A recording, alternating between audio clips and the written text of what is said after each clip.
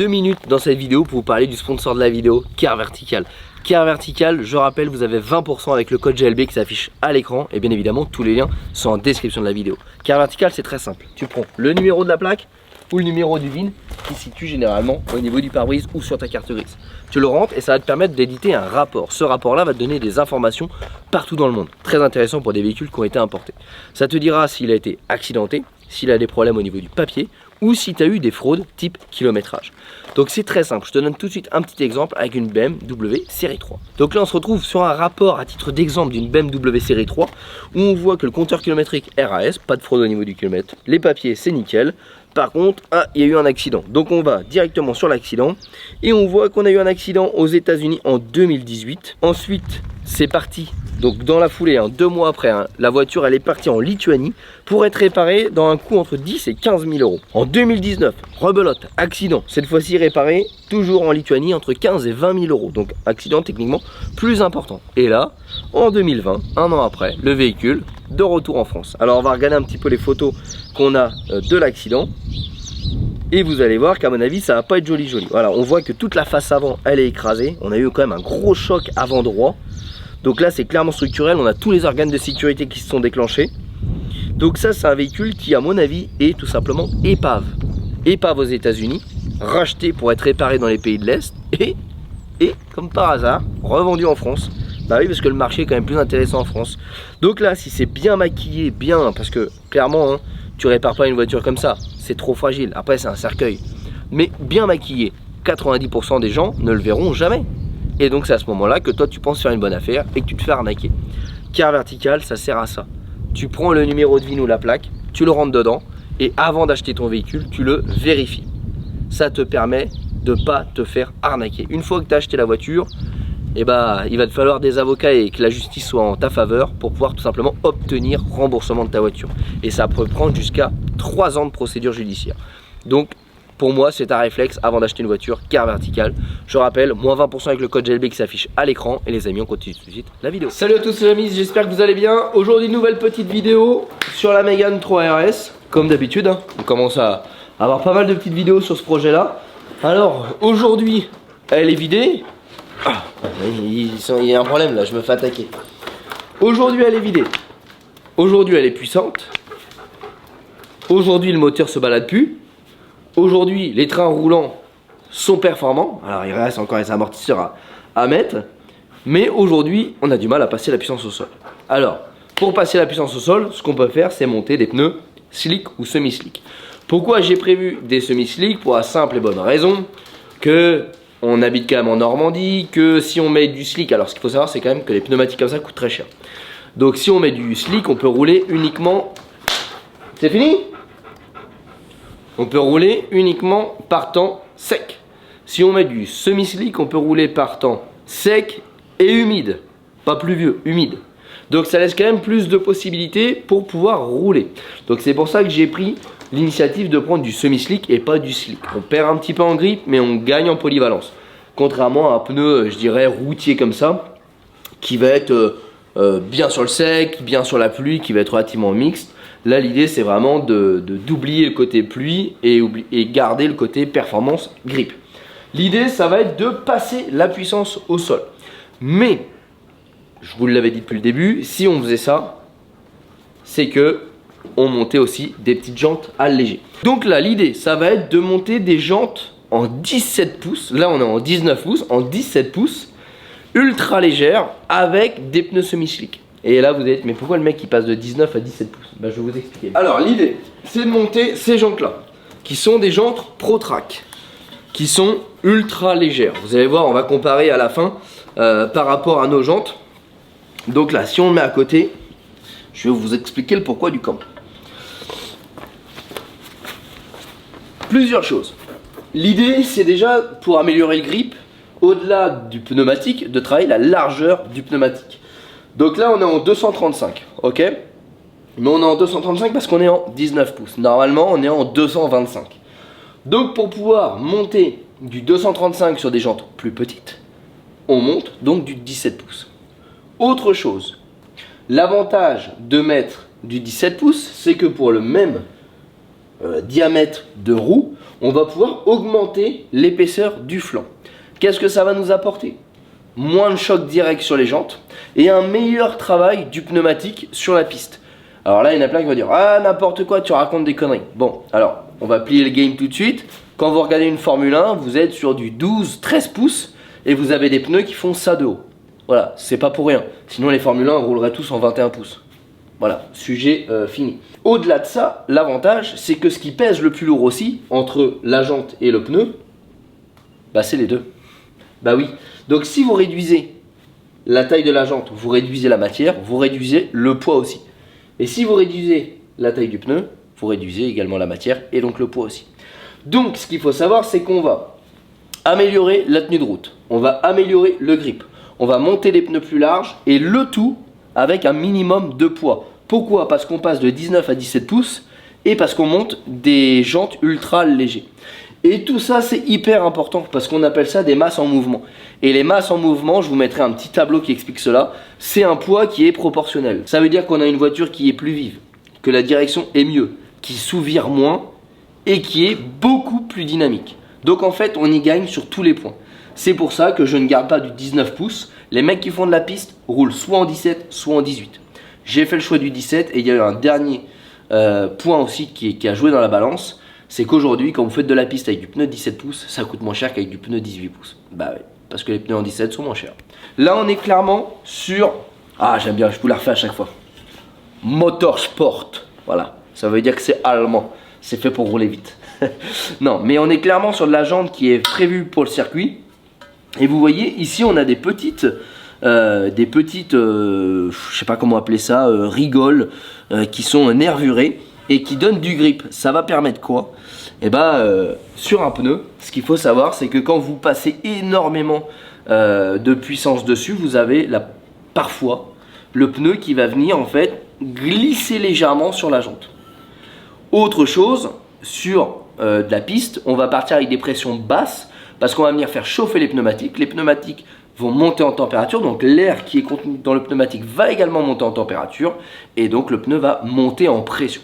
Donc quand on part avec des pneus froids, le pneu va être sous-gonflé entre guillemets et il va avoir tendance à travailler un peu plus qu'il devrait. Ce qui est normal parce que c'est en travaillant plus qu'il va monter en température et atteindre sa température de fonctionnement idéale. Donc pendant cette phase-là, pour éviter que le pneu se barre complètement de la jante, on a ces fameux petites bandes de grip sur les roues. Donc voilà un petit peu le pourquoi du comment on monte tout ça aujourd'hui. Et autre petite chose pour, pareil, l'esprit un peu course. Aujourd'hui, on a des vis qu'on vient mettre sur la jante. C'est très chiant. C'est très chiant, surtout quand vous êtes sur piste, que vous avez besoin de changer les roues, etc. Alors pour l'instant, on n'y est pas, mais on est clairement sur l'objectif d'en faire une voiture de course. Et une voiture de course, c'est monter avec des goujons. C'est-à-dire qu'on a des goujons fixes sur le moyeu. Et en fait, on vient retirer la roue et remettre la roue. Et on met uniquement le petit embout au bout qui vient serrer sur la roue. Voilà, donc ça c'est clairement un gain de temps et de la praticité. Sauf pour notre ami Olivier qui a mis 1h45 à remettre sa jante sur sa Porsche avec le goujon. Voilà. Non, trop facile aussi, celle-là j'étais obligé de la faire. Hein Olivier, tu penseras à moi. Donc là du coup on monte les jantes ProTrack allégées avec le kit de goujon.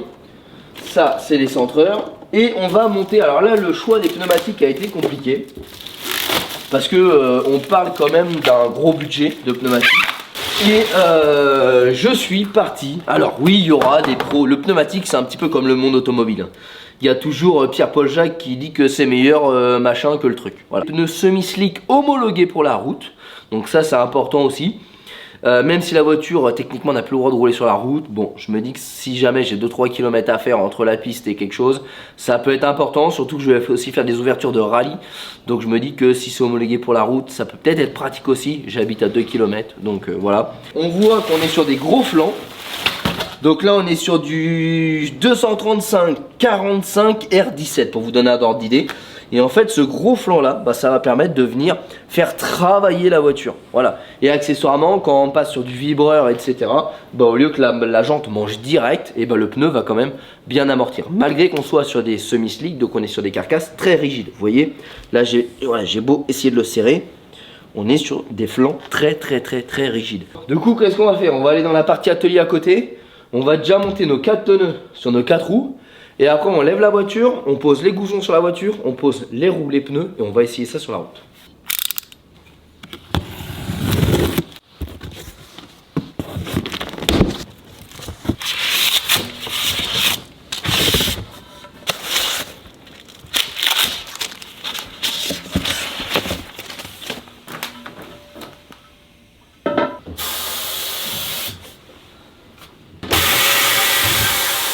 Bon, du coup relativement simple, hein. Il n'y a pas de pneus à démonter donc il y a juste à les monter. On va mettre des petites valves. Alors oui, du coup il n'y aura plus de TPMS. Franchement, ça sert à rien TPMS. Me fait pas chier à monter des TPMS. C'est beaucoup d'emmerde pour pas grand chose. Ça c'est plus léger, c'est plus motorsport. Là je vous avoue que c'est la première fois que je monte du semi-slick. Et à mon avis, ça va être motorsport aussi, tu vois.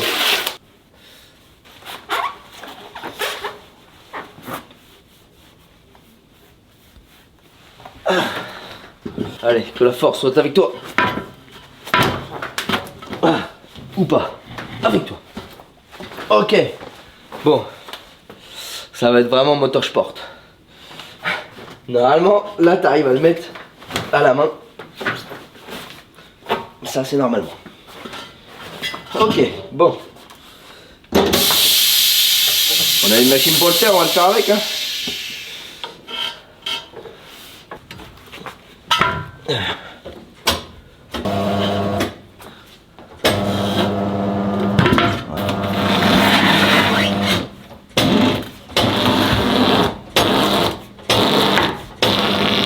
Ça va. Bon. T'apprécies quand même la machine automatique, hein. Faut admettre. À la main, à mon avis, t'es pas bien.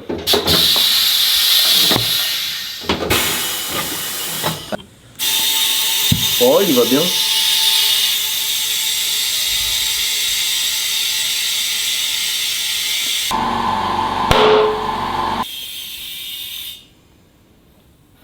Voilà. Bon, vous allez voir, normalement, ça va avoir de la gueule. Vraiment, sur la voiture, ça fait vraiment racing. Parce que là, on a vraiment le flanc qui est assez gros.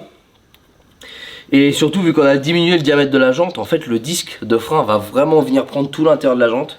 Ça fait vraiment joli. Esthétiquement, j'ai vu une photo sur internet. Je trouve vraiment que ça fait joli. Donc là, l'idée aussi, ça va être de venir peser nos pneus et nos jantes par rapport à ce qu'on a actuellement.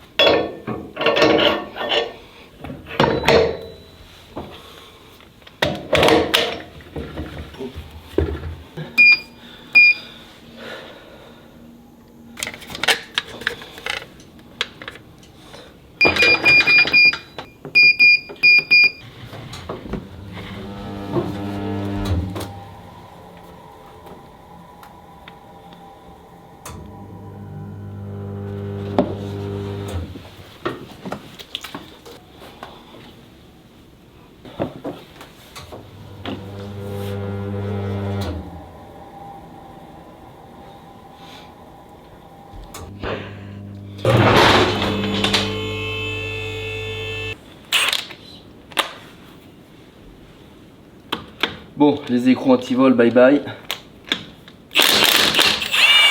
Sur le premier sur le circuit qui essaie de me voler mes roues, je le marave.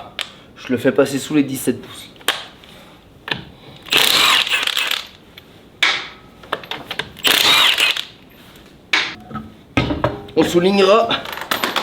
On soulignera quand même une dernière fois le travail exemplaire que nous avait fait Jean Touet sur ces jantes là, avant que le projet parte en couille. Voilà, on avait décidé de restaurer une voiture qui avait été volée. Bon, le principe du goujon, c'est de goujonner la roue. Jusque là, pas trop compliqué. Mais du coup, si tu goujonnes ta roue, tu te doutes bien que quand tu vas desserrer ta vis, tu vas pouvoir desserrer ton goujon aussi. Donc pour éviter que le goujon se desserre, et bah tout simplement on vient le coller. Donc pour préparer la surface, au cas où qu'il y a un peu de gras, nettoie un frein.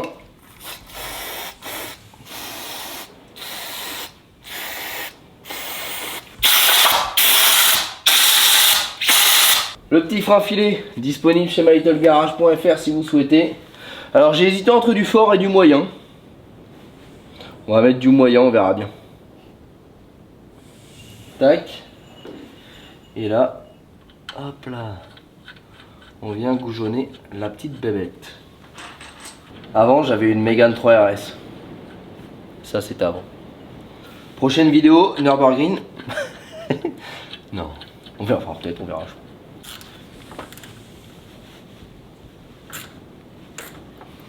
Voilà.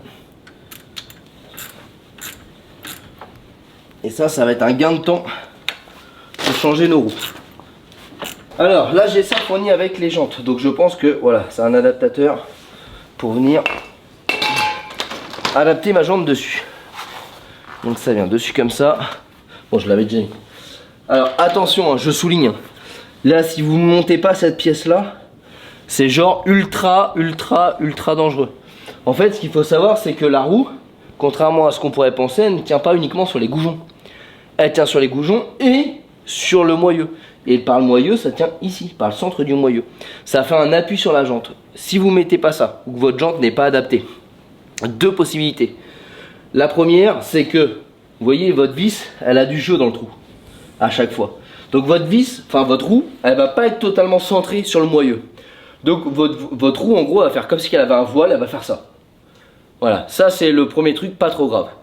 Le deuxième, c'est que toute la charge lors de votre conduite va être répercutée uniquement sur les vis, et plus les vis, plus le centre du moyeu. Et donc à ce moment-là, vous pouvez tout simplement casser une roue. Donc vraiment, c'est pas à prendre à la légère. Ne le faites pas en vous disant, ouais, je ferai ça plus tard. Vraiment, je vous conseille pas. Alors, attends, je me prépare. Est-ce que je vais battre le record d'Olivier ?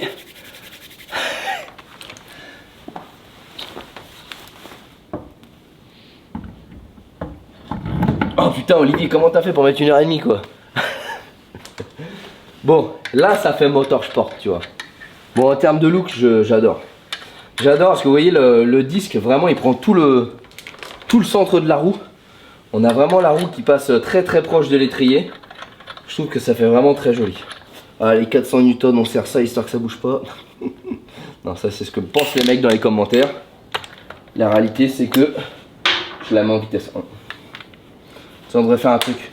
Ce que pensent les gens et vs la réalité, tu sais. Genre ce que pensent les gens c'est jusqu'à ce que le moyeu explose. Et la réalité c'est genre tu mets la bonne vitesse quoi.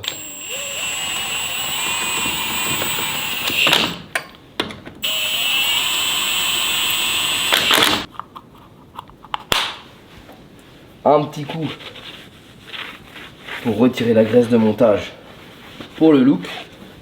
Bon, ce que je voulais vérifier, c'était au niveau du diamètre des roues. Donc je les superpose.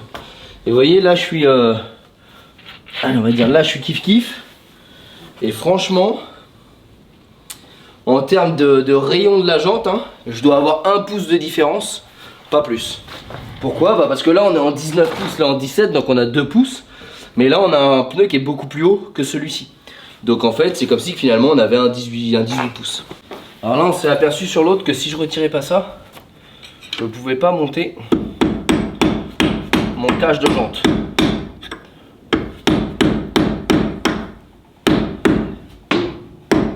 Et bon, j'espère que ça va suffire pour passer le...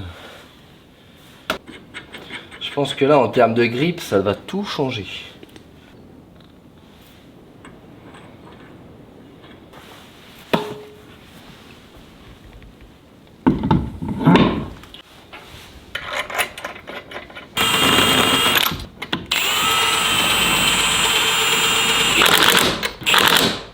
Bon là l'idée c'est de venir peser un peu nos deux roues. Voir, c'est pas dit qu'on ait une différence de poids. Ce qui est sûr c'est que si on aurait mis du pneu slick sur une jante comme ça, ça aurait été beaucoup plus lourd. Parce que le pneu slick étant avec une plus grande quantité de gomme, il est plus lourd. On reprend notre bonne vieille balance qui est à Aria 0. Oh putain! 21,57. Donc on a dit 21,5 en gros, 21,5, 21,6. Voilà, comme ça, comme dans toute la série de vidéos, on donne le maximum d'infos.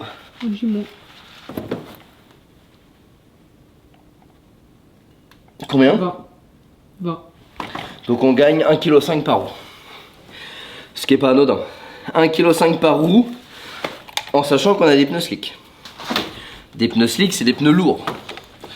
Donc ça veut dire que les jantes sont vraiment beaucoup plus légères. En tout cas, 1,5 kg par roue, c'est énorme. Dites-vous que Porsche, pour vous vendre des jantes forgées, je crois que c'est un truc comme 20 000 € les 4. Voilà, pour gagner 1,8 kg ou 2 kg par roue. Donc c'est que ça sert vraiment à quelque chose. Bon, j'ai hâte de la reposer au sol pour voir ce que ça donne en termes de look. Ça va vraiment la bodybuilder, je pense.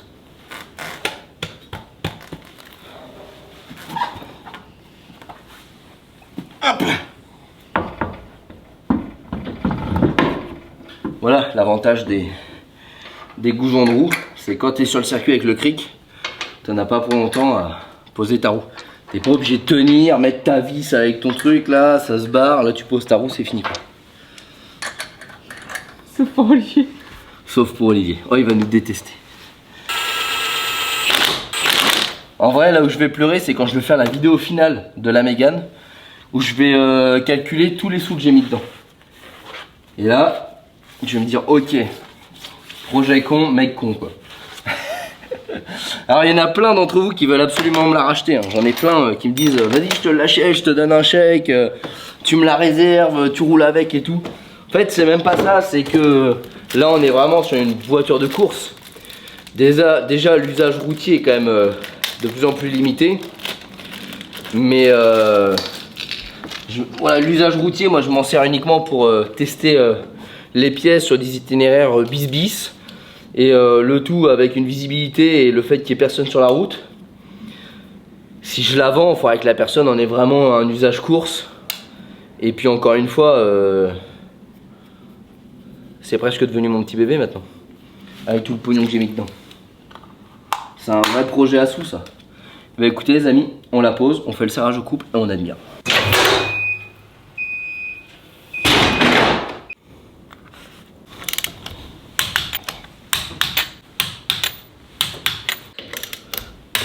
Ce que je vais faire, c'est que je vais la démarrer, je vais faire marche avant-frein, marche arrière-frein pour qu'elle se tasse. Parce que là, quand vous la levez du pont et que vous la redescendez, c'est tout debout.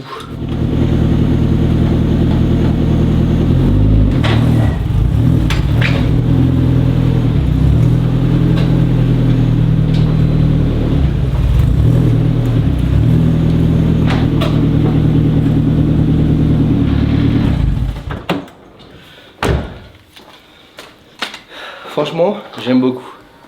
Alors, j'aime pas le côté couleur, parce que j'aurais jamais mis des jantes noires sur une voiture grise, parce que je trouve que ça fait fade. Mais en fait, la voiture, une fois que ID Coring nous aura fait le coring, elle sera en teinte principale jaune. Pourquoi? Parce qu'il y aura d'autres couleurs, mais elle sera du jaune trophy. Donc du coup, le jaune et noir fait très joli. Sinon, j'avais gris anthracite ou doré. Je pense que ça aurait pas collé. Et là, ça fait vraiment motorsport, tu vois.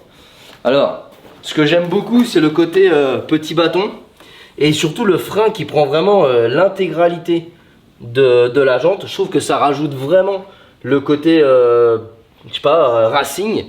Et je voulais à la base agrandir les disques avec un kit en 388, si je dis pas de bêtises, en bol alu. Mais énormément de mecs qui font de la piste avec m'ont dit franchement le freinage d'origine il est largement bien. Le seul problème c'est que de temps en temps quand tu fais des grosses sessions, tu arrives à voiler les disques.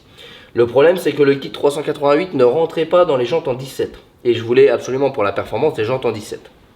Donc du coup, je vais garder le freinage standard. Par contre, on passera par la suite en bol aluminium pour justement retirer le côté, ça se voile facilement sur une grosse session. Là où je voulais en venir pour le fait que j'ai fait les pneus avant les amortisseurs, vous voyez, c'est ça.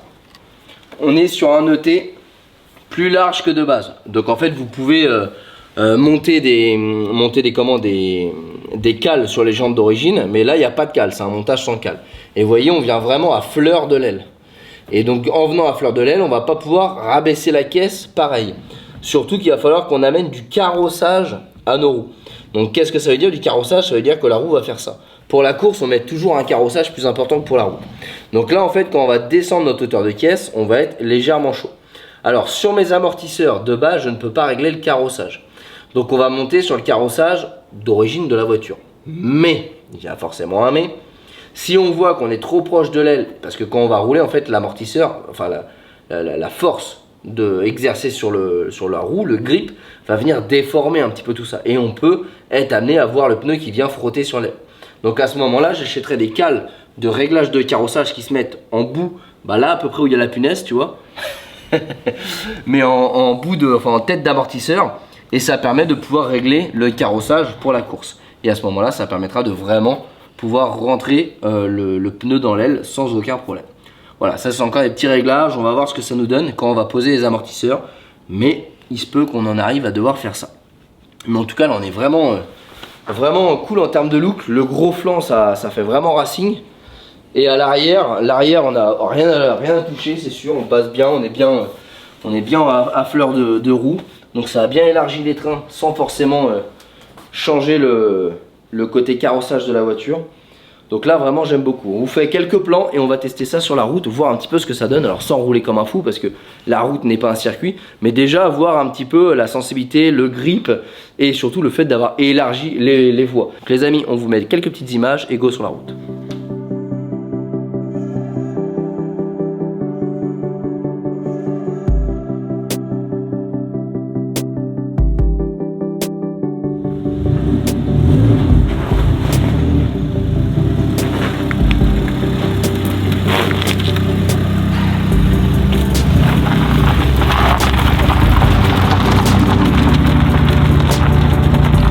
Faire un petit essai routier, voir ce que ça donne. Bah ça cale. Non, alors, ce qu'il faut quand même souligner, je vais vous mettre une petite photo, c'est que là on est le lendemain parce que hier on a fini tard, il fallait aller chercher les petits.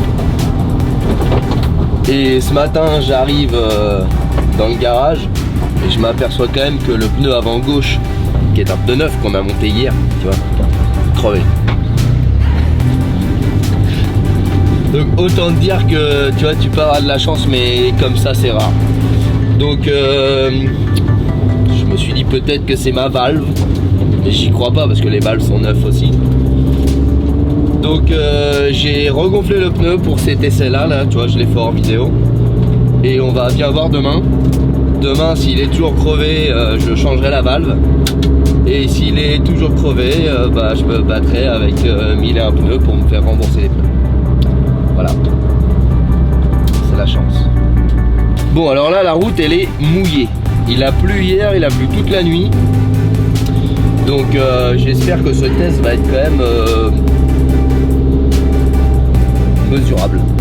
Parce qu'on a des pneus semi-slick et regardez, la route elle est quand même bien détrempée. Et autant vous dire que vu les nuages à droite, je me dis qu'à mon avis, si on arrive à passer à travers les gouttes pendant les essais, ce sera un miracle. Là on va faire tranquillement chauffer la voiture. Et une fois qu'elle est chaude, on va regarder un peu le grip, voir ce que ça donne.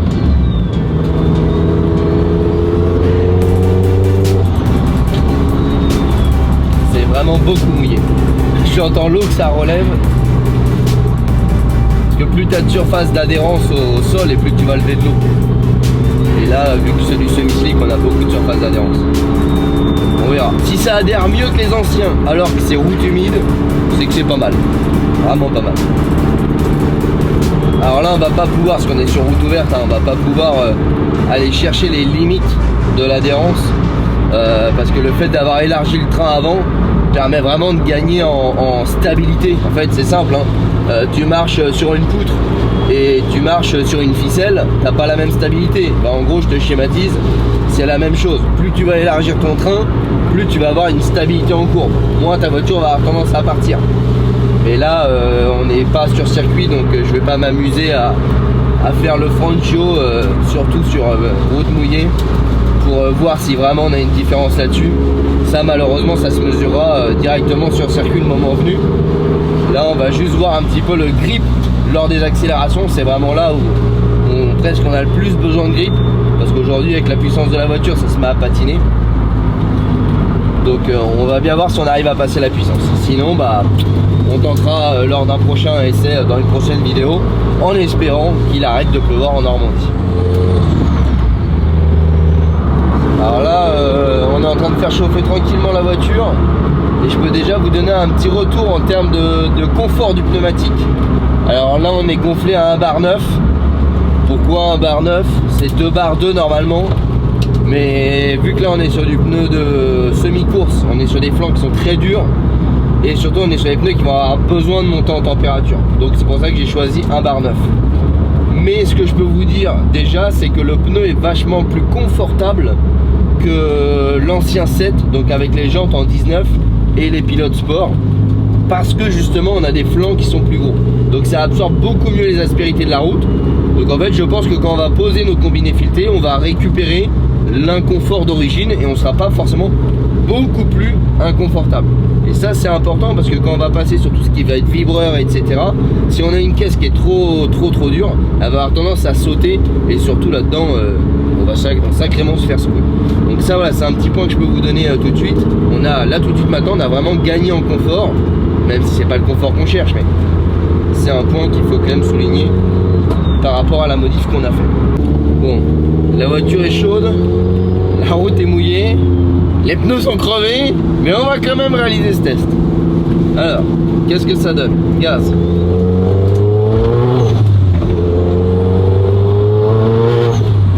Ça patine moins sur le mouillé, parce que la dernière fois sur le mouillé c'était la patinoire, mais clairement j'ai du patinage. J'ai du patinage. Ça se sent, ça plaque beaucoup moins. Oh, il y a carrément moins de patinage. Ah, il y a carrément moins de patinage, mais ça tracte pas pareil. Ça patine moins sur route mouillée qu'avec les pilotes Sport 4. Par contre, ça patine moins. Plus que les pilotes Sport 4 sur du sec. On va faire une accélération. Mais après la route elle a été trempée aussi. Faut remettre dans le contexte.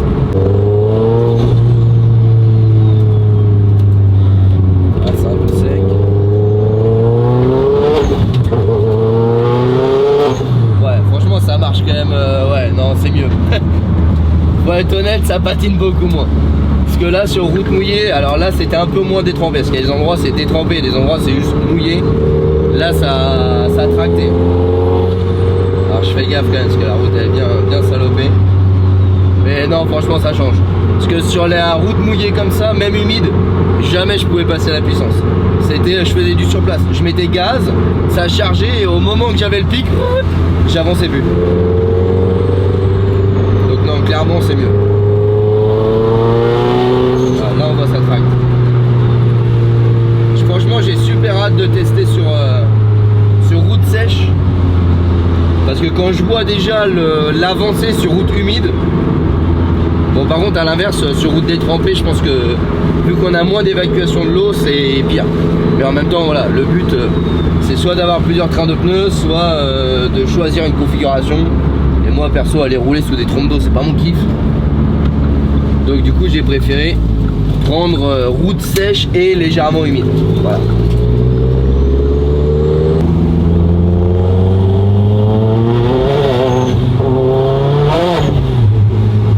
Ah, ça patine un peu quand même.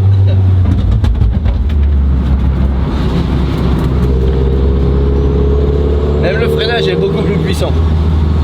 Il y a plus de ressenti à la pédale avec le pneu. Ce que vous entendez c'est rien, c'est le compresseur Milwaukee que j'ai pris, parce que j'ai crevé à l'arrêt. Ah, il est pneu neuf dans le garage. Bon, vous voyez les conditions quand même de test sont pas idéales, hein. Mais on a une amélioration, donc ça veut dire que c'est quand même mieux. Ça commence à être un peu énervé comme voiture, hein. Par contre en termes de maniabilité, le fait d'avoir élargi les voies, franchement j'ai aucune sensation sur route standard. Je pense qu'on le sentirait vraiment sur un circuit quand on vient chercher la limite de l'adhérence. Mais là, vraiment en conduite normale, j'ai aucune sensation d'amélioration, ou à l'inverse, j'ai vraiment aucune sensation de modification de la largeur des voies. Ça se ressent pas, je ressens absolument rien. On sent juste une amélioration du grip et une remontée d'information dans le freinage qui est beaucoup plus importante. Et ben les amis, on va clôturer ce petit test. Malheureusement sur route mouillée, j'aurais préféré un petit test sur route sèche, mais bon, on aura bien l'occasion. Il y a encore plein de vidéos sur la Mégane qui va arriver, qui nécessiteront des petits essais routiers. Donc les amis, on se donne rendez-vous la semaine prochaine dans une nouvelle vidéo sur la Mégane 3 RS, en espérant qu'il fasse beau, comme ça on pourra aussi vous faire un petit retour sur les pneus semi-slick sur du sec. En attendant, dites-moi si vous avez kiffé cette petite vidéo amélioration et performance sur la Mégane 3 RS. Abonne-toi, mets la petite cloche pour recevoir la notification pour la semaine prochaine. Et bien évidemment, si tu veux suivre en avant-première, rejoins-nous sur les réseaux sociaux, Facebook, Instagram, tous les liens sont en description de la vidéo. Et moi je te dis à très bientôt, parce qu'on s'approche de plus en plus de la fin du projet de cette Mégane 3 RS. Donc les amis, restez connectés, je vous dis à la semaine prochaine. Ciao.